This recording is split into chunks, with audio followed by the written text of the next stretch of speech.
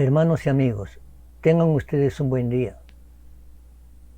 Permítanme compartirles la porción que encontramos en 1 de Juan, capítulo 5, versículo 13. Estas cosas os he escrito a vosotros, que creéis en el nombre del Hijo de Dios, para que sepáis que tenéis vida eterna y para que creáis en el nombre del Hijo de Dios. ¿Cuántas veces les ha sucedido que mientras ve una serie de televisión, alguien comenta lo que va a suceder o en qué termina ese capítulo? Y es más, le adelanta lo que va a suceder en la temporada siguiente. Alguien dirá, eso es un spoiler. El término spoiler viene del verbo inglés to spoil, que quiere decir estropear. En el mundo del cine y el entretenimiento, hacer un spoiler significa anunciar el argumento o una parte clave del mismo de forma anticipada. Al producirse este hecho, se devela la trama y quien recibe la información puede perder el interés de manera parcial o absoluta. Es bastante claro que el apóstol Juan no les estaba adelantando información con el objetivo de que perdieran el interés en la vida cristiana. Juan escribió su primera carta a los cristianos que dudaban, que no sabían con certeza que lo que habían aprendido era cierto. Su mensaje fue, en efecto, pueden saberlo, pueden saber que Jesucristo es el Hijo de Dios, pueden saber que tienen victoria sobre el pecado. Los versículos 11 al 13 resumen tan claro como es posible la seguridad que tenemos en Cristo. La vida eterna está en Cristo.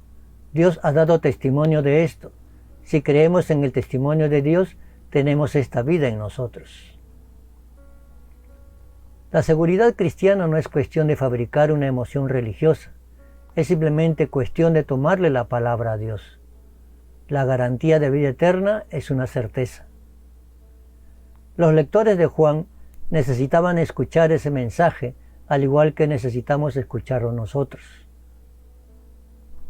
La solución de Juan para el problema de la incertidumbre era resaltar que sus lectores podían saber algunas cosas, no únicamente especular al respecto ni desear que fueran ciertas, sino realmente saber que eran verdad. De entre esas certezas, las cosas que podemos saber están las siguientes. En el capítulo 2 nos dice que podemos saber que conocemos a Dios, podemos saber que estamos en Dios. Podemos conocer la verdad y podemos distinguir la verdad del error.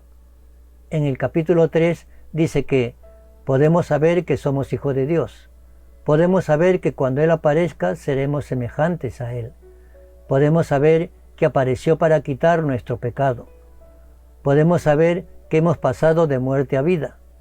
Podemos saber que Él puso su vida por nosotros. Podemos saber que hemos recibido el Espíritu.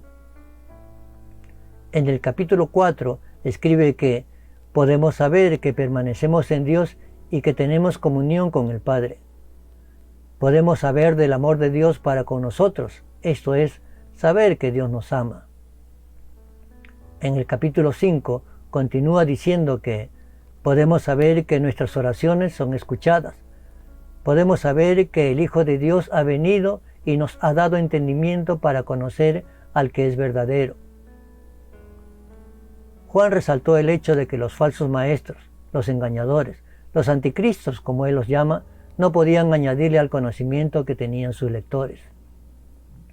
En el capítulo 1 de su carta, en los 3 primeros versículos, Juan hace énfasis en lo que les enseñó era verdad. Versículo 1, lo que hemos oído, lo que hemos visto con nuestros ojos, lo que hemos contemplado y palparon nuestras manos tocante al verbo de vida. Versículo 2, testificamos y os anunciamos la vida eterna, la cual estaba con el Padre, y se nos manifestó. Versículo 3, lo que hemos visto y oído, eso os anunciamos. La verdad que Él les enseñó, también las escribió en el Evangelio que lleva su nombre. En el Evangelio, según Juan, capítulo 1, versículos 12 y 13 dice, mas a todos los que le recibieron, a los que creen en su nombre, les dio potestad de ser hechos hijos de Dios, los cuales no son engendrados de sangre, ni de voluntad de carne, ni de voluntad de varón, sino de Dios. En Juan, capítulo 10, versículos 27 al 29, escribe: Mis ovejas oyen mi voz, y yo las conozco y me siguen, y yo les doy vida eterna, y no perecerán jamás, ni nadie las arrebatará de mi mano. Mi Padre que me las dio es mayor que todos, y nadie las puede arrebatar de la mano de mi Padre.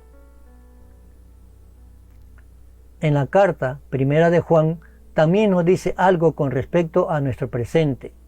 En primera de Juan, capítulo 3, versículo 2. Amados, ahora somos hijos de Dios. Ahora significa ahora. Nuestra posición ahora es la de hijos de Dios. Al ser hechos hijos de Dios ahora, nos convierte en herederos ahora mismo, como lo escribiría el apóstol Pablo en su carta a los Romanos, en Romanos capítulo 8, versículo 17. Y si hijos, también herederos de Dios y coherederos con Cristo. Esa herencia garantiza nuestra preservación eterna. En la carta a la iglesia en Éfeso, Pablo también diría en Efesios capítulo 1, versículos 11 y 13. En él asimismo tuvimos herencia, según el designio de su voluntad. En él también vosotros, habiendo oído la palabra de verdad, el evangelio de vuestra salvación, y habiendo creído en él, fuisteis sellados con el Espíritu Santo de la promesa. De esta posición no nos puede nadie quitar, arrebatar o separar. Es asunto que está sellado. En Efesios capítulo 4, versículo 30, Pablo también nos diría: Y no contristéis al Espíritu Santo de Dios, con el cual fuisteis sellado para el día de la redención. Le diría lo mismo a la iglesia en Colosas, en Colosenses capítulo 3, versículo 3, porque habéis muerto y vuestra vida está escondida con Cristo en Dios. ¿Nosotros no la guardamos? Dios la guarda, y por tanto nuestra certeza de vida eterna, sobre la cual el apóstol Pedro escribiría en Primera de Pedro, capítulo 1, versículos 4 y 5, para una herencia incorruptible, incontaminada e inmarcesible, reservada en los cielos para vosotros, que sois guardados por el poder de Dios, para alcanzar la salvación que está preparada para ser manifestada en el tiempo postrero. Termino con el versículo con el que empecé. Primera de Juan, capítulo 5, versículo 13. Estas cosas os he escrito a vosotros, que creéis en el nombre del Hijo de Dios, para que sepáis que tenéis vida eterna, y esta vida está en su Hijo. Otra verdad que Juan también les había enseñado está en el Evangelio según San Juan, capítulo 3, versículo 16. Porque de tal manera amó Dios al mundo, que ha dado a su Hijo unigénito, para que todo aquel que en él cree no se pierda, mas tenga vida eterna. Porque no envió Dios a su Hijo al mundo para condenar al mundo, sino para que el mundo sea salvo por él. El que en él cree no es condenado, pero el que no cree ya ha sido condenado, porque no ha creído en el nombre del unigénito Hijo de Dios. Sí, amigo, que me escuchas, tú que aún no crees en el Hijo de Dios, Juan también resaltó una verdad para ti. Si no crees en el nombre del Hijo de Dios, estás condenado por toda la eternidad. Es una verdad que puedes cambiar por la verdad de la vida eterna. Cree en Él y serás salvo, y tú también tendrás la seguridad de la vida eterna.